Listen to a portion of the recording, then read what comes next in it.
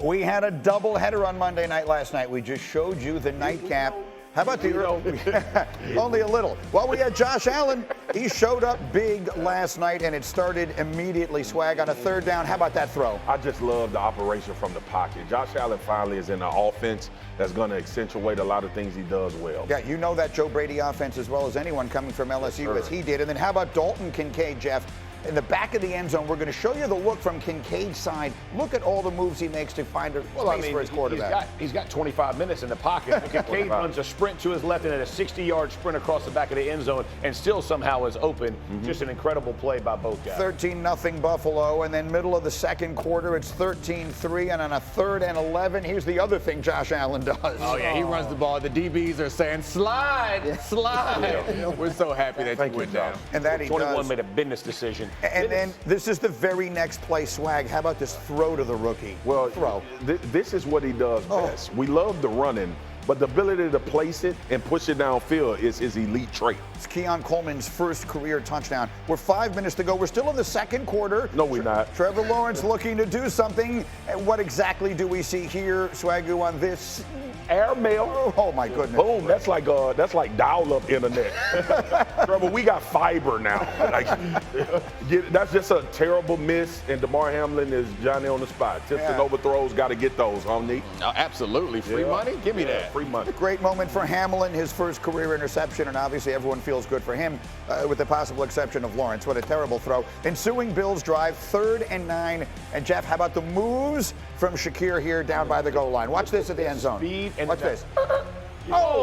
Spin and get it. First of all, he's accelerating so fast, everybody's trying to catch up, and then he gives you a little something. Incredible finish. We're still in the first half here, people. Lawrence trying to escape, and he's going to get taken down. Down 24, 3rd down, you're going to blitz. Yeah, absolutely. No expectation there. We're still in the first half. Josh Allen, Ty Johnson, 4 touchdown passes in the first half. Final score 47-10. And then afterwards, listen closely to what Josh Allen had to say.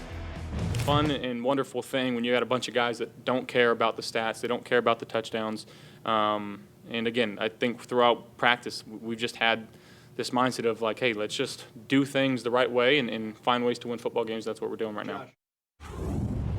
Oh,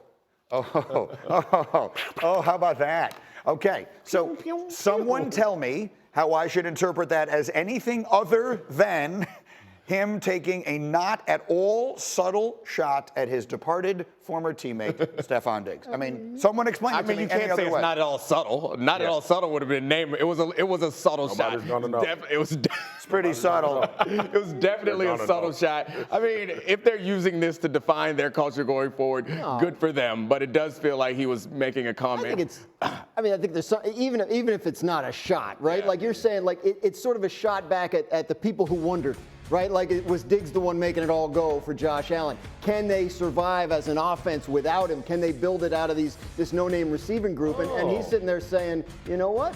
You may have underestimated I like your perspective. Flip it over, make it positive. Well done. That's You're what I'm all usually about. Nancy negative, Now, so you did a a really good that job right there. reputation Because is the inaccurate. flip. How is that positive? He's suggesting it's a petty comment on the part of Josh Allen No, he aimed flipped at it. his haters as opposed to at his former teammate. By the way, his haters are complete idiots. The idea that anyone voted him one of the most overrated players, much less the most There was only overrated 11 player of in them, the though, NFL. right? That's 11 too many. 11. Those are 11 people who don't know anything about football because he's the second best player in the league, and I don't even think it's close.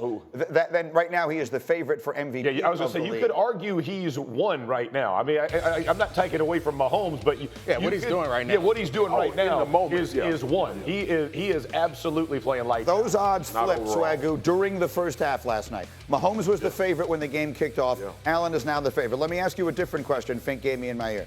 Through 3 games, and we have to remind ourselves it's not even October, do they look like the best team? Yeah, they look like the best team in the AFC for sure. And what is more surprising with me is the defense. They lost so many guys. And they're doing a phenomenal job. Got to give Sean McDermott credit as well. But I'm gonna tell you right now, the transformation of the Buffalo Bills is Joe Brady. The offensive coordinator for the Buffalo Bills has settled everything about this football team. You know what allows you to play great defense? Stopping Josh Allen from turning the football over. Yeah. Telling him you don't have to be Superman 1 through 4 quarters.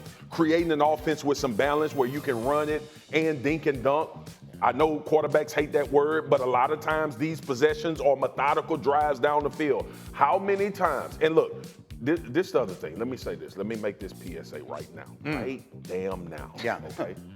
I hate the Stefon Diggs, Josh Allen stuff. Because them suckers went to the AFC Championship. Yeah. It ain't like they wasn't having a lot of success while he was throwing for. It's deeper than that. I was about to say, like, it's deeper than that. It was, we're not sure how good Josh Allen is against man coverage. We'll see what he turns into. Stefon Diggs shows up. Josh Allen becomes the one that, the Josh Allen that we know here today. But you could see that there was some tension there. 100%. And they do seem like liberated now. 100%. No question. That's why I said Joe Brady. But ultimately, I hate this conversation about Stefon Diggs and Josh Allen was they were winning. We had them as Super Bowl contenders because they was lighting the league on fire. Them two. That's why you got to look on the bright side like I always do. Can I say this about Joe Brady too? No, all the time. Forever. One time. That's what I'm all about. And I do agree. Brady has made their offense, but some of those plays that Josh Allen is making is. Let's make sure we're giving Allen the credit.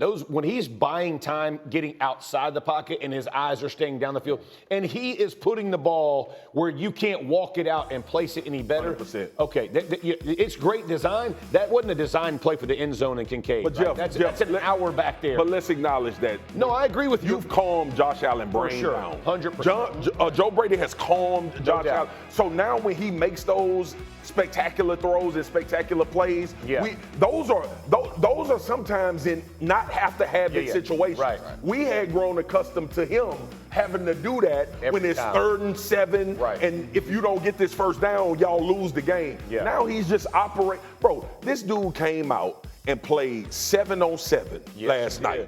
Like, that's what it looked like he was doing, playing 7-on-7. He was as comfortable and that's what I love about it. This can be a Super Bowl team. Absolutely. This can be a league MVP and him really being fully who he is. They built on what they did last year, and I think that's when I became a full McDermott believer. By Jaden Daniels, and we've spent a lot of time talking about that. Let's then go to the equal opposite reaction. The Bengals are 0-3.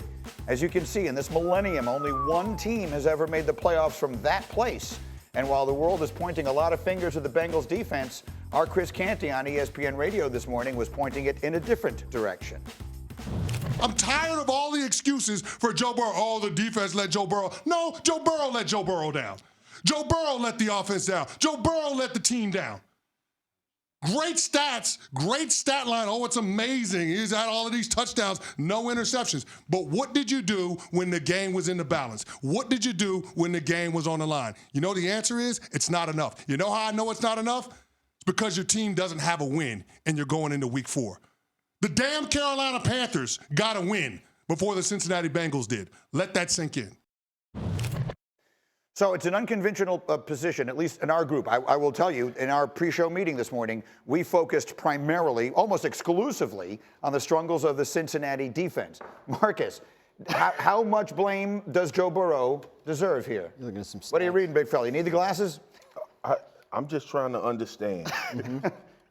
In what world do you go 29 for 38 for 324 and throw 3 touchdowns?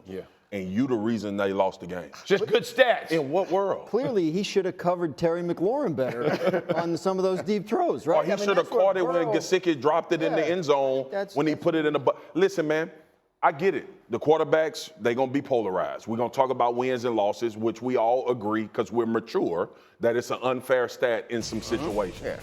I just don't understand. First, you've had your receiver, you just got your receiver back. All right.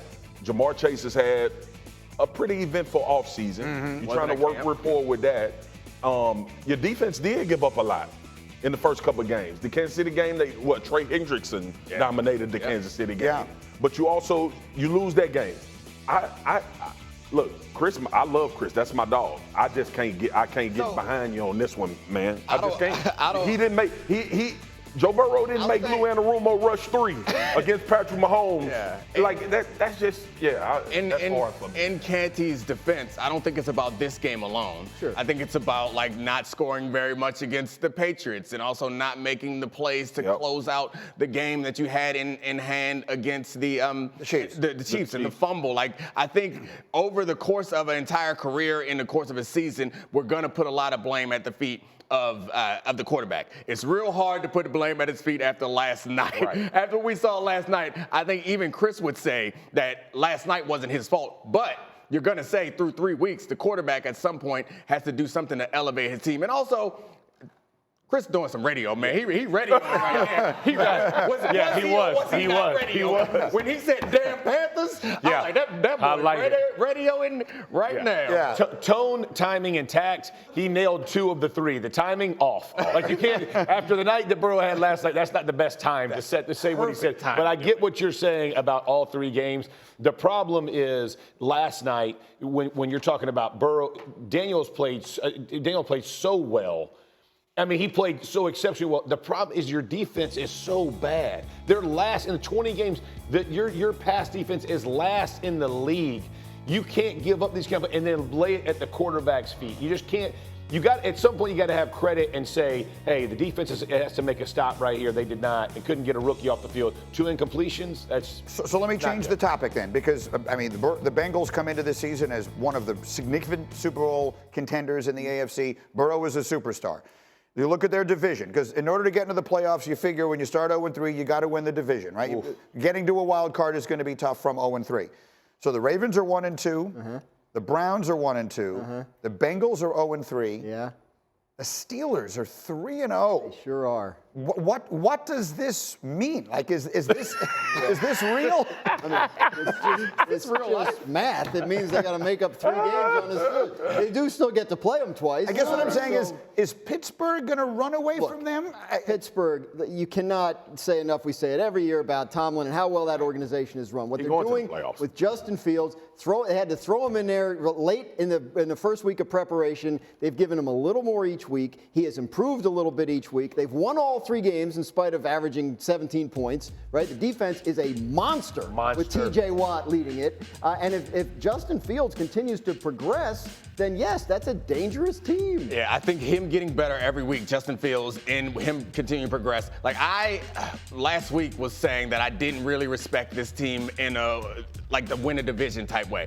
I changed my mind because you rewatch that game and you see Justin Fields playing okay, but there are plays out there to be made that he can make. If he keeps getting better and he elevates his play to good, which I know he can do, and this defense keeps going, like they're a real legitimate contender. Swagger. He's surrounded by superstar receiving talent. They're doing what they can with what they have. You see the odds down there. Our analytics say Pittsburgh has a better than 50-50 chance to win the division. That's wild. Ravens, Bengals, right now. First guess it. Who's going to win the AFC North? Pitt. He's got 14 weeks left. Pitt. The Steelers are going to hold it. They're going to go coast to coast. I think they're going to hold wire to wire. And I know we're going to have a phenomenal conversation about Justin Fields if he progresses and get better. Yeah.